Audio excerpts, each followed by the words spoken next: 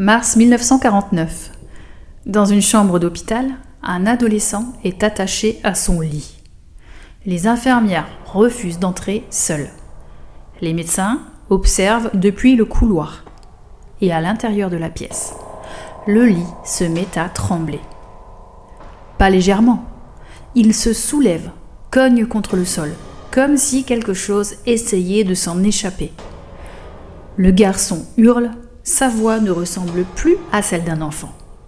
Des insultes fusent, parfois dans une langue qu'il n'a jamais apprise. Et selon les témoins, des mots apparaissent sur sa peau. Cette scène n'est pas tirée d'un film. C'est l'histoire réelle qui a inspiré L'Exorciste. Et vous allez voir que la réalité n'avait déjà pas besoin d'effets spéciaux. Je suis Ambre Val et aujourd'hui je vais vous faire découvrir ou redécouvrir la véritable affaire qui a inspiré l'un des films les plus terrifiants du cinéma. Une histoire tenue secrète pendant des décennies, documentée par des prêtres, encore débattue aujourd'hui.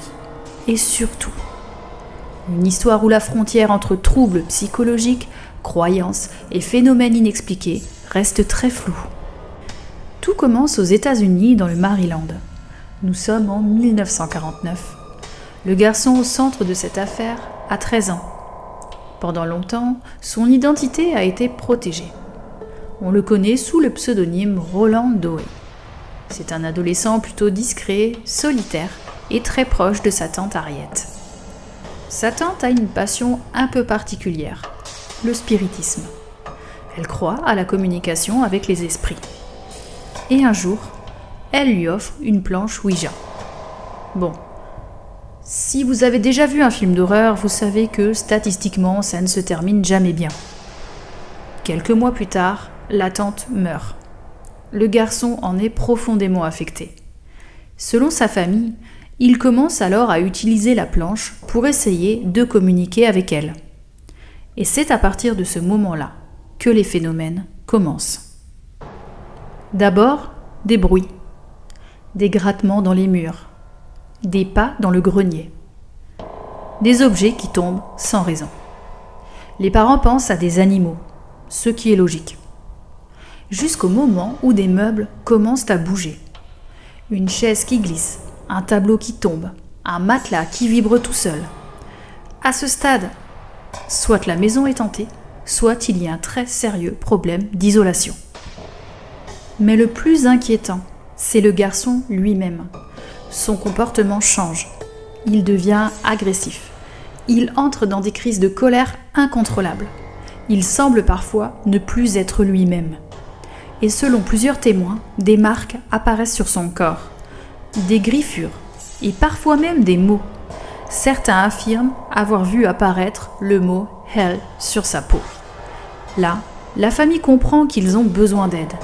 Ils consultent d'abord un pasteur, puis des médecins, puis des spécialistes du paranormal. Et finalement, l'Église catholique. Parce que quand la médecine ne trouve pas d'explication, certaines familles explorent toutes les options. Un prêtre examine le garçon. Après observation, l'Église autorise quelque chose de très rare, un exorcisme officiel. Les séances commencent en mars 1949. Elles auront lieu dans plusieurs endroits, notamment à l'hôpital de Georgetown, puis à Saint-Louis. Au total, le garçon subira plus de 20 séances. Un prêtre tient un journal détaillé. C'est aujourd'hui la principale source sur cette affaire. Selon ses notes, le lit tremble violemment pendant les prières. Le garçon hurle, crache, insulte. Il semble parfois parler en latin, ce qui est impressionnant, surtout quand on sait qu'il n'en a jamais étudié. Il tente même de mordre les prêtres. À un moment, il réussit à briser une partie du lit et blesse l'un d'eux. Ce n'est pas aussi spectaculaire que dans le film, mais honnêtement, c'est déjà largement suffisant pour ne pas vouloir être dans la pièce. Les séances se poursuivent pendant plusieurs semaines. Puis, en mai 1949, lors d'un dernier rituel particulièrement intense, les prêtres déclarent que l'entité a quitté son corps. Le garçon se calme, les phénomènes cessent et l'histoire pourrait s'arrêter là. Mais il y a un détail que le cinéma ne met presque jamais en avant. le garçon reprend une vie normale. Pas de disparition mystérieuse, pas de fin tragique. Il grandit, fait des études, devient ingénieur. Il travaillera plus tard dans l'industrie aérospatiale. Comme quoi, même après une supposée possession démoniaque, on peut avoir un CV très solide. Alors, que s'est-il réellement passé ? C'est là que les choses deviennent encore plus intéressantes. Certains chercheurs pensent que le garçon souffrait de troubles psychologiques importants. D'autres parlent de stress extrême ou d'hystérie collective. Certains témoignages suggèrent qu'il aurait pu provoquer lui-même certains phénomènes. Et il faut rappeler une chose essentielle, les descriptions détaillées viennent principalement des prêtres présents. Aucune preuve scientifique d'une possession n'a jamais été confirmée.